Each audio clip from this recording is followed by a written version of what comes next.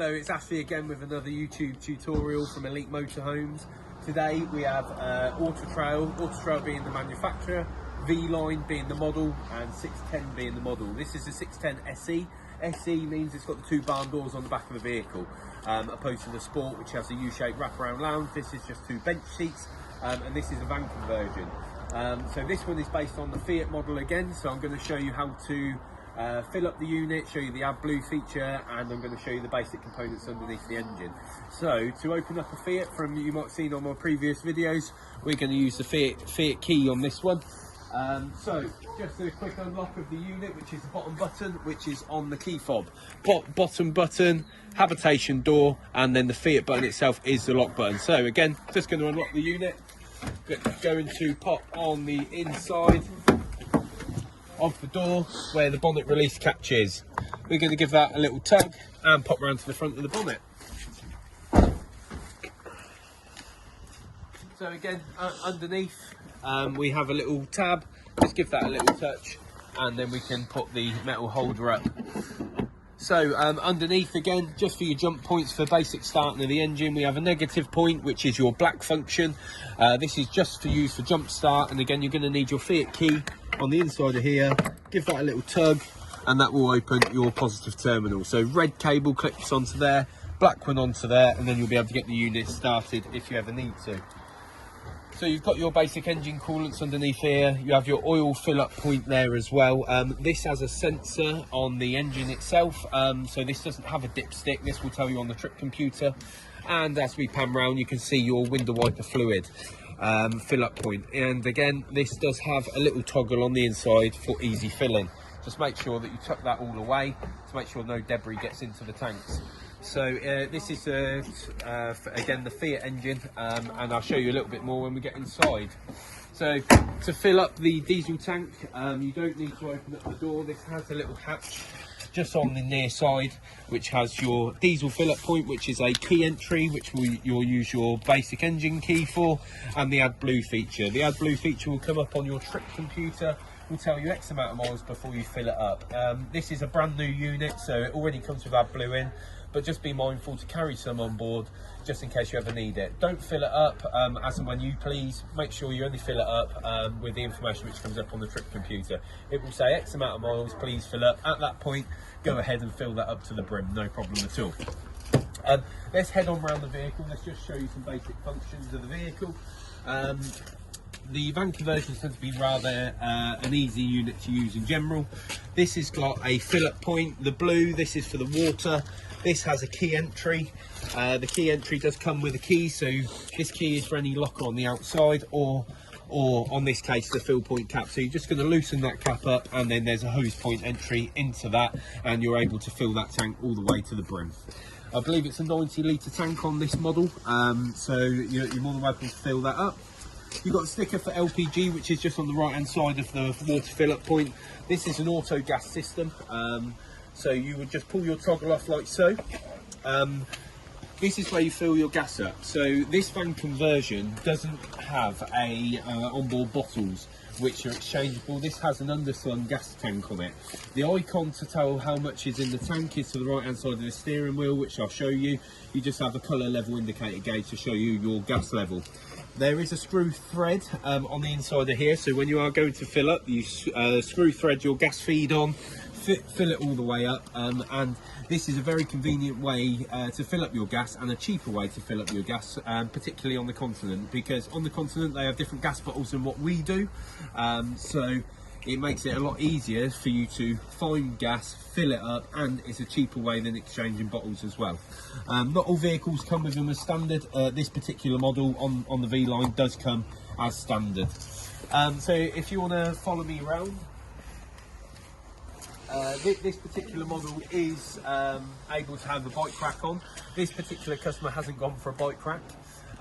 You can get one which goes onto this back door, so it means you only have to open one door with the bike rack on it itself. But again, this customer hasn't gone for it on this particular one.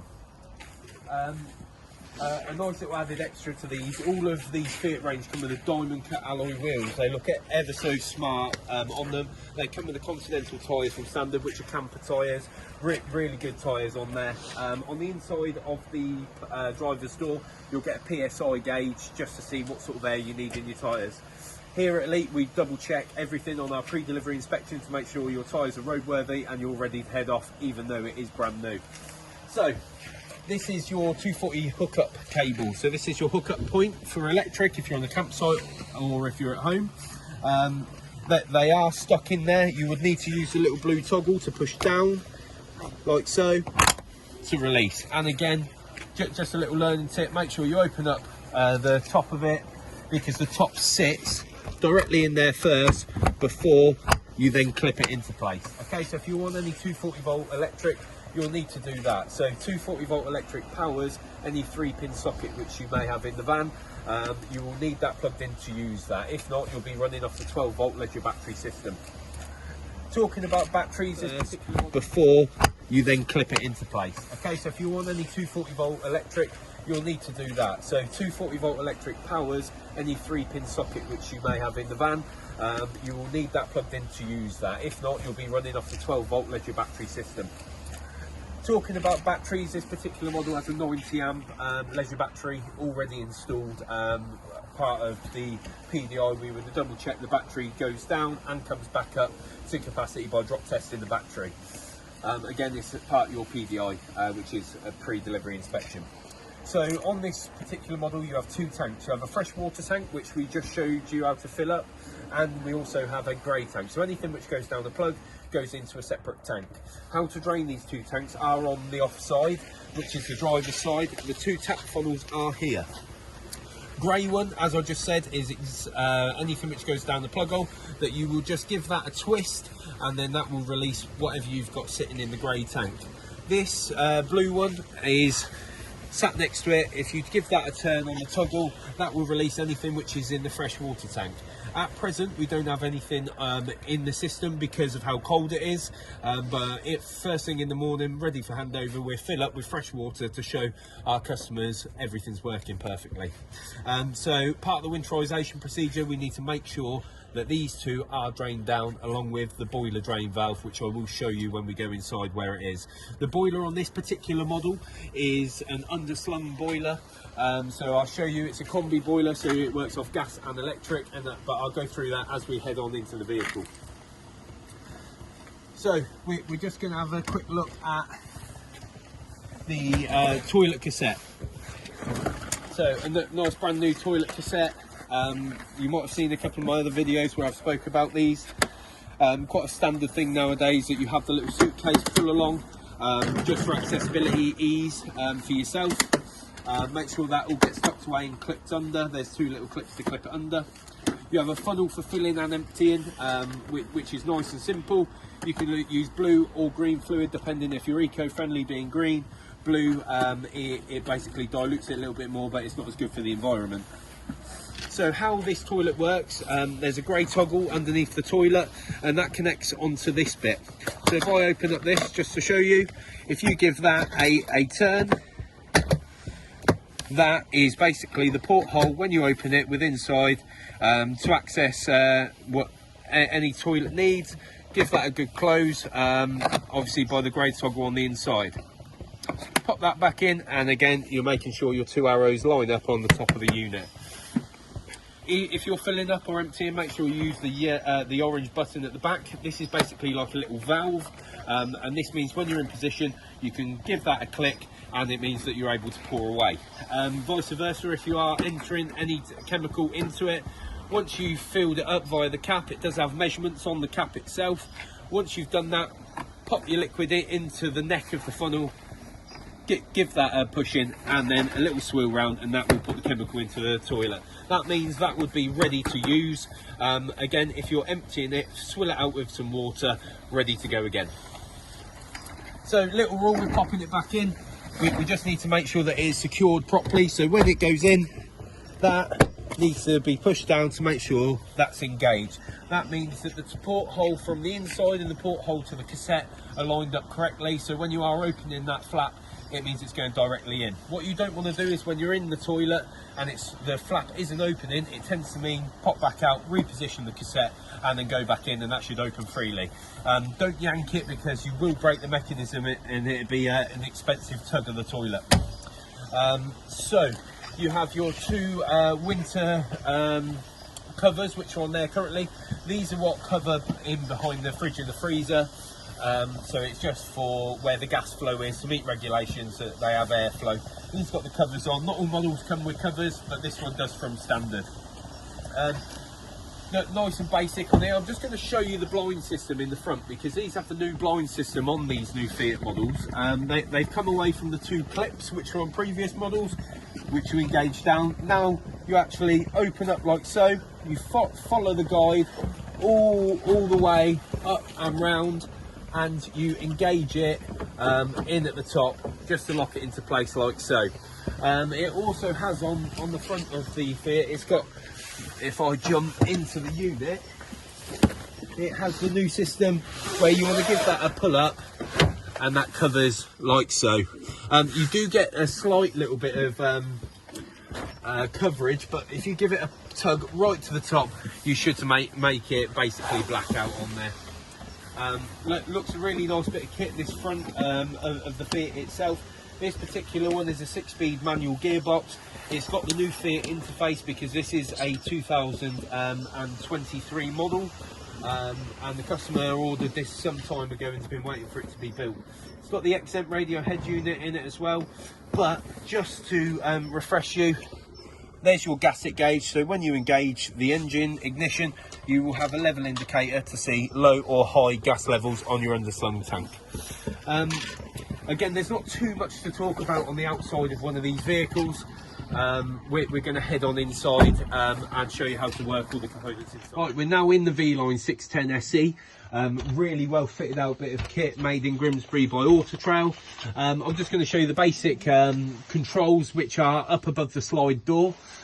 Just show you the basic components on how to flick through your menu, and how to activate your air blown heating, and how to activate your water heating.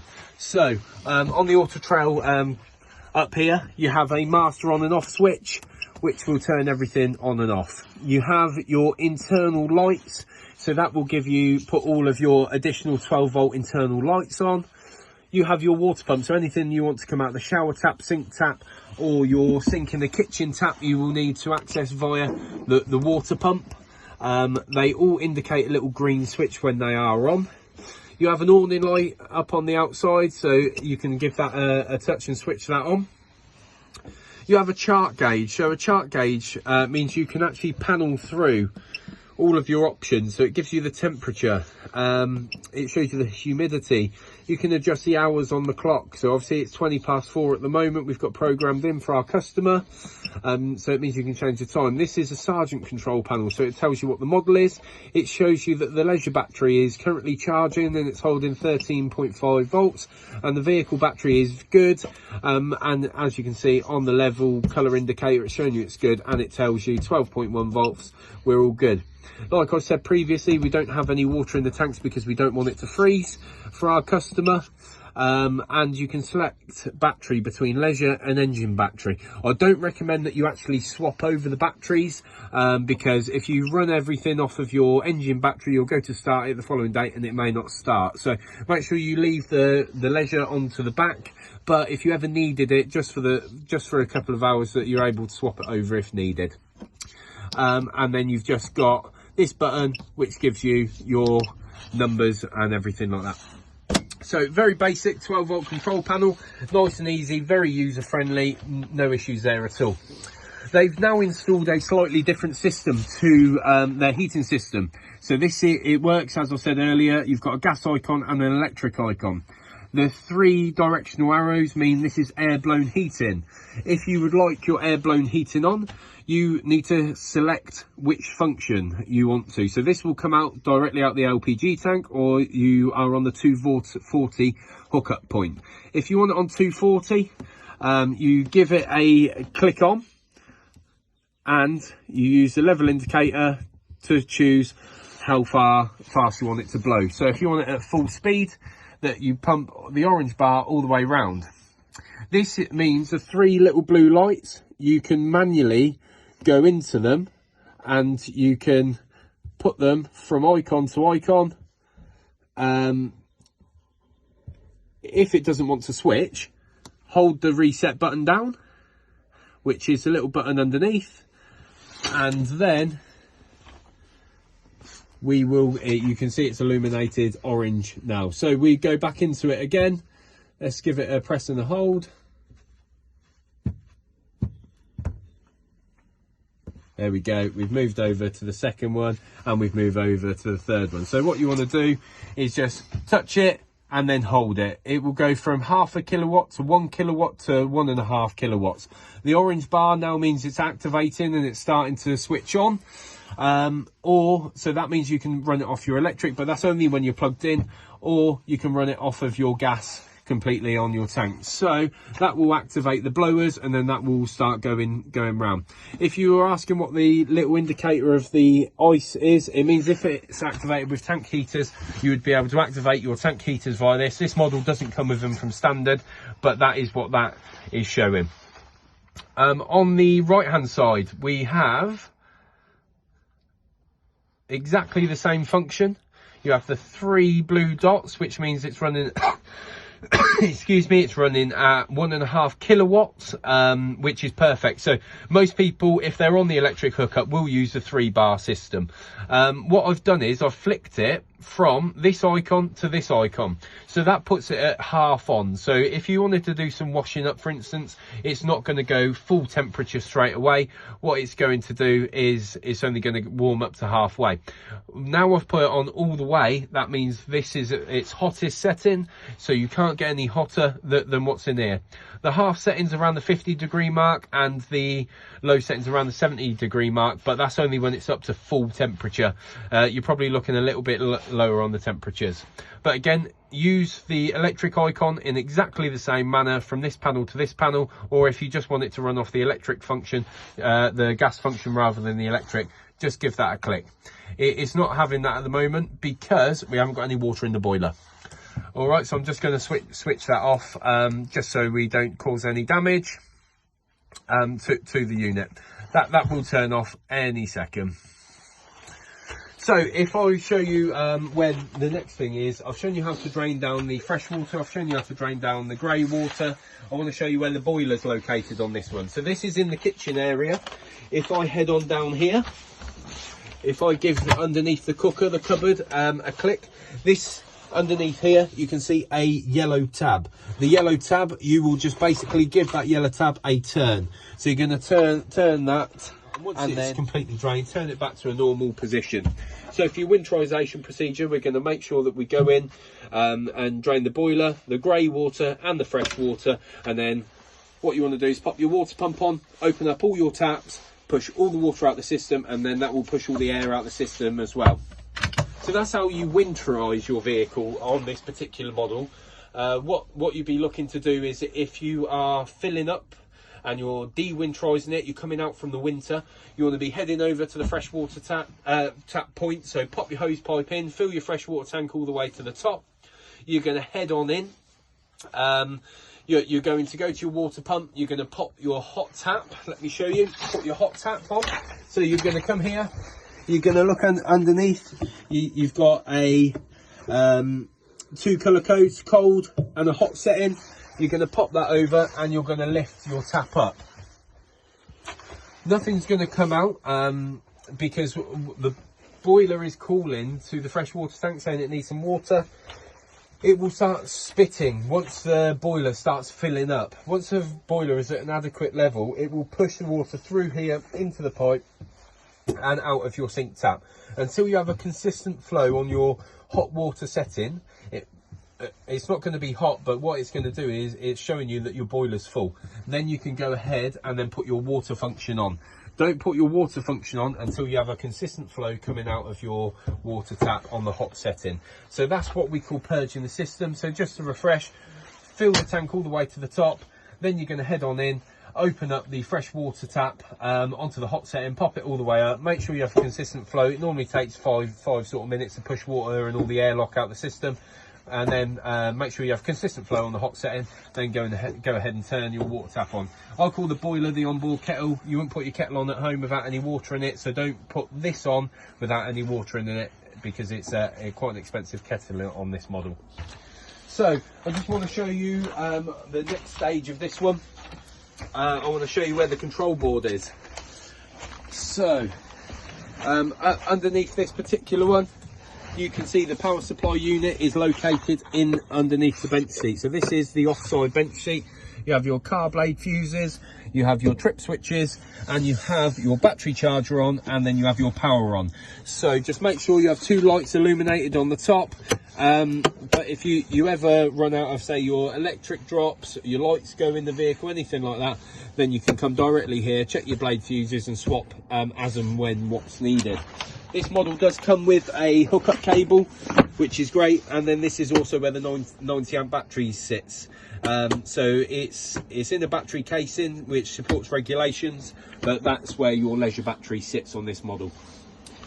To make up the bed on this particular model, as I'm in the rear of it, it's quite a simple procedure. You sort of grab this out, you open it up like so, and then they meet in the middle.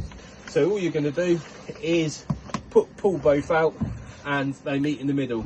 Push both cushions. You can either put the 2 middle cushions in the middle and then drop the inserts, which are these back bits.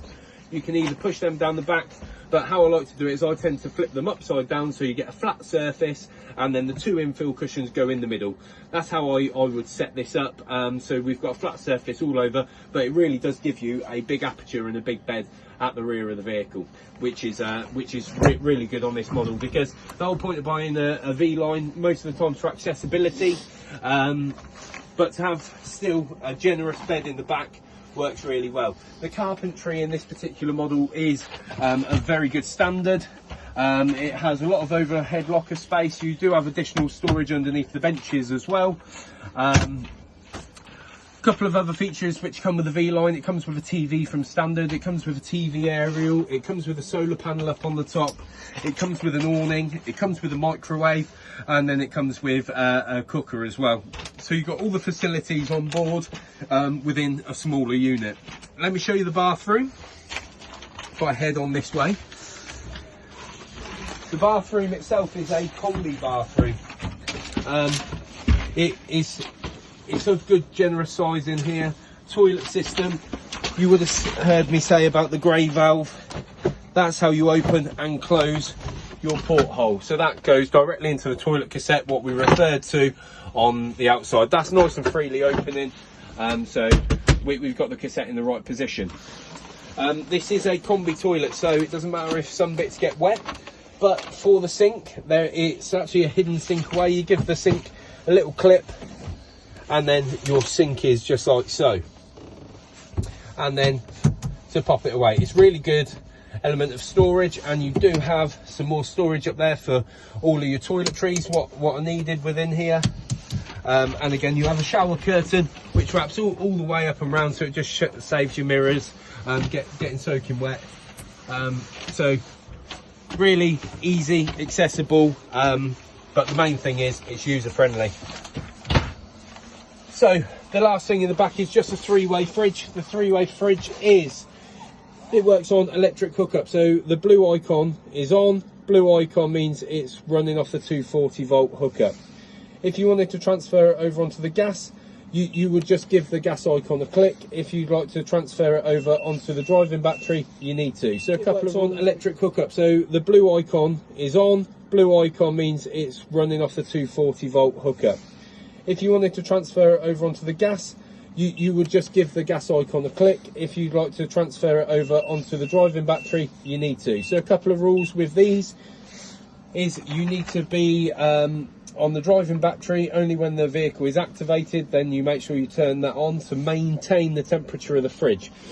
The driving battery doesn't get the fridge colder. What it does, it just maintains the temperature. So this fridge takes 4 hours to get to temperature. So you want to make sure the night before or 4 hours prior to traveling, you make sure you turn your fridge on before you put any food in there.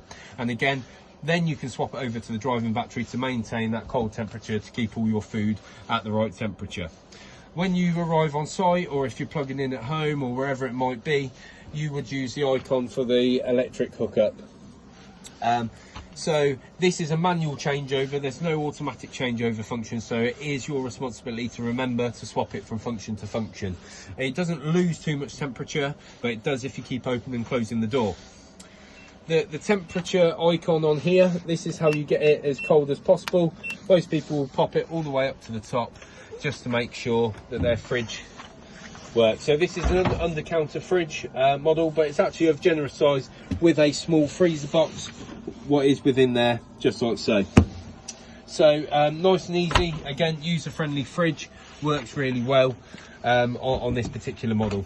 So if we just pan round, I'm just going to jump into the driver's seat. And I'm just going to show you the new Fiat cab really. We referred to a bit on the outside already as we come round. It does have some good icons on it. You have cruise control, so you would need to activate the cruise control by giving it a click on. It will put a green icon on your screen, and you want to make sure that you set it at what temperature you want. If you click it to speed limited cruise control, this goes in 5 miles per hour increments. So a little bit different, cruise control to cruise control limited. One sort of puts the brakes on for you and one doesn't. So, but a little bit less about that. Do get in contact if you want to know anything further on this. All hands-free controls on here as well. The trip computer works really well. Let's turn the unit on and show you a bit on the trip computer.